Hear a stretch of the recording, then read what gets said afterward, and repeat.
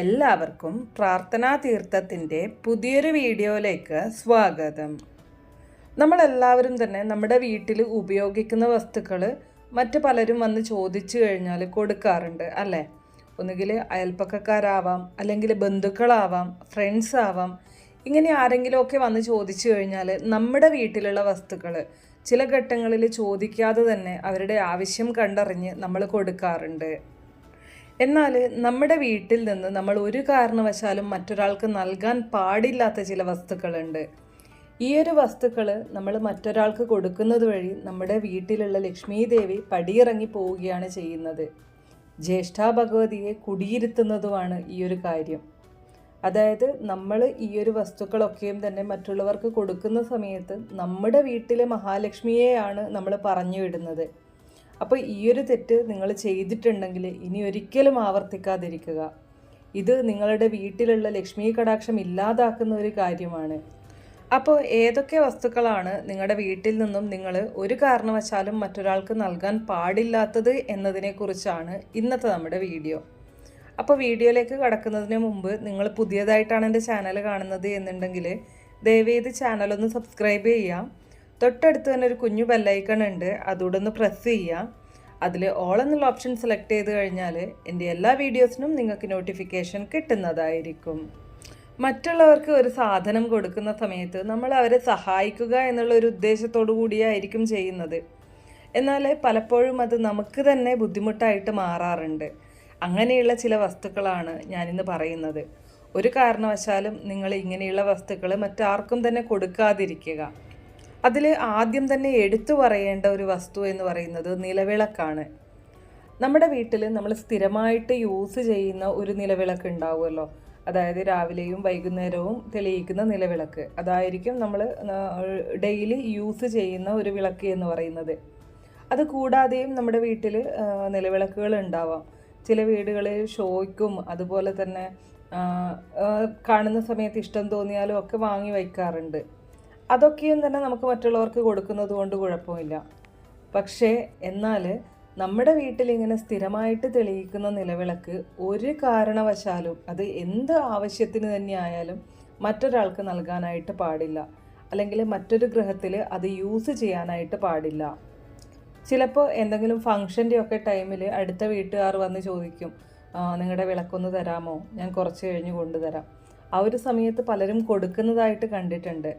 എന്നാൽ ഞാൻ ഈ പറഞ്ഞതുപോലെ തന്നെ നിങ്ങളുടെ വീട്ടിൽ എക്സ്ട്രാ ആയിട്ട് വിളക്കുകൾ ഉണ്ടെങ്കിൽ അത് നിങ്ങൾക്ക് കൊടുക്കാവുന്നതാണ്. അതല്ലാതെ നിങ്ങൾ നിലവിളക്കായിട്ട് തെളിയിക്കുന്ന, ദിവസവും തെളിയിക്കുന്ന ഒരു വിളക്ക് ഒരു കാരണവശാലും മറ്റൊരു വീട്ടിലേക്ക് കൊടുത്തുവിടാനായിട്ട് പാടില്ല. അത് എത്ര വലിയ സുഹൃത്തായാലും എത്ര വലിയ ബന്ധുവായാലും ഒന്നും തന്നെയും ഇങ്ങനെ ചെയ്യാൻ പാടില്ല. ഇങ്ങനെ നിങ്ങളുടെ നിലവിളക്ക് മറ്റൊരു വീട്ടിലേക്ക് കൊടുക്കുന്നത് വഴി നിങ്ങളുടെ വീട്ടിൽ നിന്ന് ലക്ഷ്മി ദേവിയെ നിങ്ങൾ പടിയിറക്കി വിടുന്നതിന് തുല്യമാണ്. അപ്പോൾ ഈ ഒരു കാര്യം എല്ലാവരും നിർബന്ധമായിട്ടും ശ്രദ്ധിക്കുക. ഇനി അടുത്ത ഒരു വസ്തു എന്ന് പറയുന്നത് ചെടികളാണ്. അതായത് ഇപ്പം നമ്മുടെ വീട്ടിൽ കറിവേപ്പിൻ്റെ തൈകളുണ്ടെങ്കിൽ, അല്ലെങ്കിൽ ആര്യവേപ്പിൻ്റെ തൈകളുണ്ടെങ്കിൽ, മഞ്ഞളിൻ്റെ തൈകളുണ്ടെങ്കിൽ, ഇതൊക്കെയും തന്നെ നമ്മുടെ വീട്ടിലേക്ക് ബന്ധുക്കൾ വന്നു കഴിഞ്ഞാലും അതുപോലെ തന്നെ നമ്മുടെ വീട്ടിലിങ്ങനെ പടർന്ന് പന്തലിച്ച് കാണുന്ന സമയത്ത് അയൽപ്പക്കക്കാരൊക്കെ ചോദിച്ച് കൊണ്ടുപോകാറുണ്ട് അല്ലേ? ചില ഘട്ടങ്ങളിൽ നമ്മളായിട്ട് തന്നെ നമ്മുടെ കുടുംബ വീട്ടിലേക്കും മറ്റും കൊടുത്തു വിടാറുമുണ്ട്. എന്നാൽ ഒരു കാരണവശാലും നമ്മൾ ഈ പറഞ്ഞ ചെടികൾ മറ്റൊരാൾക്കോ അല്ലെങ്കിൽ മറ്റൊരു വീട്ടിലേക്കോ കൊടുത്തു വിടാനായിട്ട് പാടുള്ളതല്ല. കറിവേപ്പായാലും അതുപോലെ തന്നെ ആര്യവേപ്പായാലും മഞ്ഞളായാലും ഒക്കെയും തന്നെ മഹാലക്ഷ്മി സാന്നിധ്യമുള്ള ചെടികളാണ്. അപ്പോൾ ഈ ഒരു ചെടി നമ്മൾ മറ്റുള്ളവർക്ക് നൽകുന്നത് വഴി നമ്മുടെ വീട്ടിലുള്ള മഹാലക്ഷ്മിയെ തന്നെയാണ് നൽകുന്നത്. നമ്മുടെ വീട്ടിലെ മണ്ണിൽ നിന്ന് മഹാലക്ഷ്മിയെ പറിച്ച് മറ്റൊരു വീട്ടിലേക്ക് കൊടുത്തു വിട്ടു കഴിഞ്ഞാൽ ലക്ഷ്മി സാന്നിധ്യം പിന്നെ നമ്മുടെ മണ്ണിൽ ഉണ്ടാവുമോ?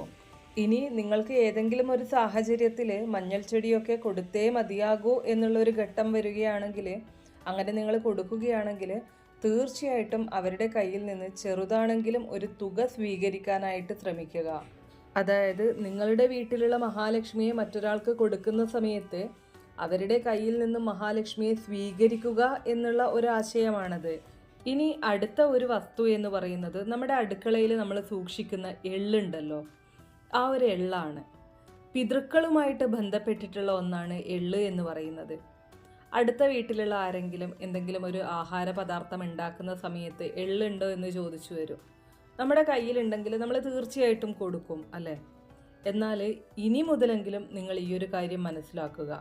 ഒരു കാരണവശാലും നമ്മുടെ വീട്ടിൽ നിന്ന്, നമ്മുടെ വീട്ടിലുള്ള അടുക്കളയിൽ നിന്ന് മറ്റൊരാൾക്ക് എള്ള് നൽകാനായിട്ട് പാടുള്ളതല്ല. ഇങ്ങനെ നമ്മുടെ വീട്ടിൽ നിന്ന് നമ്മൾ മറ്റൊരാൾക്ക് എള്ള് കൊടുത്തു കഴിഞ്ഞാൽ നമുക്ക് പിതൃദോഷം ഉണ്ടാകുമെന്നാണ് പറയുന്നത്. എല്ലാവർക്കും അറിയാലോ പിതൃദോഷം ഉണ്ടായിക്കഴിഞ്ഞാലുള്ള ബുദ്ധിമുട്ടുകൾ.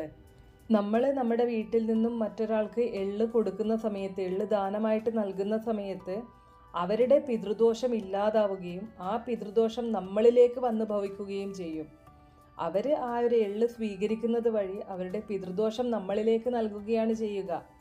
അപ്പോൾ ഈ ഒരു കാര്യം നിർബന്ധമായിട്ടും മനസ്സിലാക്കി ഇനി ഒരു കാരണവശാലും നിങ്ങൾ എള്ള് മറ്റൊരാൾക്ക് ദാനമായിട്ട് നൽകാതിരിക്കുക.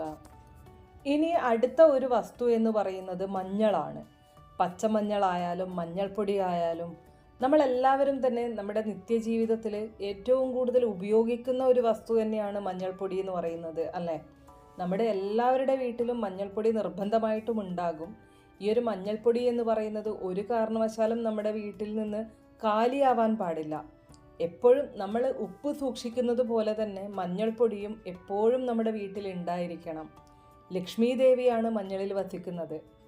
അപ്പോൾ അതുകൊണ്ട് തന്നെ ഇപ്പോൾ അത്യാവശ്യത്തിന് അടുത്ത വീട്ടുകാർ വന്ന് ഒരല്പം മഞ്ഞൾ ചോദിച്ചു കഴിഞ്ഞാൽ, മഞ്ഞൾപ്പൊടി ചോദിച്ചു കഴിഞ്ഞാൽ നമ്മൾ കൊടുക്കും അല്ലേ? എന്നാൽ ഒരു കാരണവശാലും നിങ്ങളിങ്ങനെ ചെയ്യാൻ പാടില്ല. മഞ്ഞൾ എന്ന് പറയുന്ന വസ്തു ഒരു കാരണവശാലും മറ്റൊരാൾക്ക് നിങ്ങൾ നൽകാൻ പാടില്ല.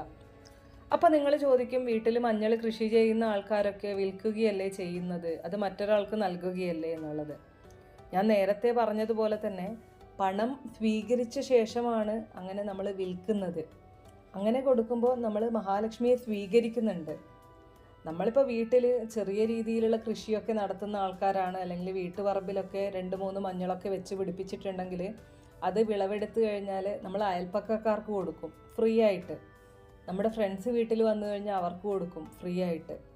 അതുപോലെ തന്നെ നമ്മുടെ കുടുംബക്കാർക്ക് കൊടുത്തു വിടും ഫ്രീ ആയിട്ട്. പക്ഷേ ഈ ഒരു കാര്യം നിങ്ങൾ ഒരു കാരണവശാലും ചെയ്യാൻ പാടില്ല. ഇങ്ങനെ ചെയ്തു കഴിഞ്ഞാൽ നിങ്ങളുടെ കയ്യിൽ, നിങ്ങളുടെ വീട്ടിൽ മഹാലക്ഷ്മി ഉണ്ടാവുകയില്ല. മഹാലക്ഷ്മിയുടെ കടാക്ഷം ഉണ്ടാവില്ല, മഹാലക്ഷ്മിയുടെ അനുഗ്രഹം ഉണ്ടാവില്ല. ഇനി അടുത്ത ഒരു വസ്തു എന്ന് പറയുന്നത് ഇന്ന് പല വീടുകളിലും കാണാനില്ലാത്ത ഒരു വസ്തുവാണ് മുറം എന്ന് പറയുന്നത്. ഒരു വീടായി കഴിഞ്ഞാൽ നിർബന്ധമായിട്ടും ആവശ്യമുള്ള ഒരു സാധനമാണ് മുറം. അപ്പോൾ ഇന്ന് പല വീടുകളിലും അതില്ല. പ്ലാസ്റ്റിക് പോലുള്ള മുറങ്ങളൊക്കെ ഇന്ന് ലഭ്യമാണ്. എന്നിരുന്നാലും നമ്മുടെ വീട്ടിൽ പ്ലാസ്റ്റിക് ആയാലും അതുപോലെ തന്നെ ഇല്ല സാധാരണ മുറ ആയാലും ഒക്കെ ഒന്ന് സൂക്ഷിക്കാനായിട്ട് ശ്രമിക്കുക. നിങ്ങൾക്ക് ലഭ്യമായിട്ടുള്ളത് ഏതാണോ അതൊന്ന് സൂക്ഷിക്കുക. പക്ഷേ നമ്മളിങ്ങനെ മുറം വീട്ടിൽ സൂക്ഷിക്കുന്ന സമയത്ത് മറ്റുള്ളവർ ചോദിച്ചു കഴിഞ്ഞാൽ കൊടുക്കാറുണ്ടല്ലേ? എന്നാൽ മുറം ഒരു കാരണവശാലും കൈമാറാൻ പാടില്ലാത്ത ഒരു വസ്തുവാണ്. നമ്മുടെ വീട്ടിലുള്ള മുറത്തിൽ മഹാലക്ഷ്മി വസിക്കുന്നുണ്ട്. അപ്പോൾ ആ ഒരു മുറം നമ്മൾ നമ്മുടെ വീട്ടാവശ്യത്തിന് മാത്രമേ ഉപയോഗിക്കാനായിട്ട് പാടുള്ളൂ. മറ്റൊരു വീട്ടിലേക്ക് നമ്മുടെ മുറം കൊടുക്കാനോ അല്ലെങ്കിൽ മറ്റൊരു വീട്ടിലുള്ള ആവശ്യത്തിനായിട്ട് നമ്മുടെ മുറം ഉപയോഗിക്കാനോ ഒരു കാരണവശാലും പാടില്ല. ഇനി അടുത്ത ഒരു വസ്തു എന്ന് പറയുന്നത്, ഈ ഒരു വസ്തു നമ്മൾ പകൽ സമയങ്ങളിൽ മറ്റൊരാൾക്ക് നൽകുന്നതിൽ തെറ്റില്ല. എന്നാൽ സന്ധ്യയ്ക്ക് ശേഷം ഒരു കാരണവശാലും നമ്മുടെ വീട്ടിൽ നിന്ന് മറ്റൊരാൾക്ക് കൊടുക്കാൻ പാടില്ലാത്തൊരു വസ്തുവാണ് മൂർച്ചയുള്ള കത്തികൾ പോലുള്ള വസ്തുക്കൾ, ഇരുമ്പ് വസ്തുക്കൾ. അതായത് പടന്ന, കൈക്കോട്ട് പോലുള്ള സാധനങ്ങളായാലും ഇരുമ്പിൻ്റെ കൊടുവാളായാലും ഇങ്ങനെയുള്ള ഒരു വസ്തുക്കളും നമ്മൾ സന്ധ്യയ്ക്ക് ശേഷം മറ്റൊരാൾക്ക് നൽകാനോ മറ്റൊരാളുടെ കയ്യിൽ നിന്ന് സ്വീകരിക്കാനോ പാടുള്ളതല്ല.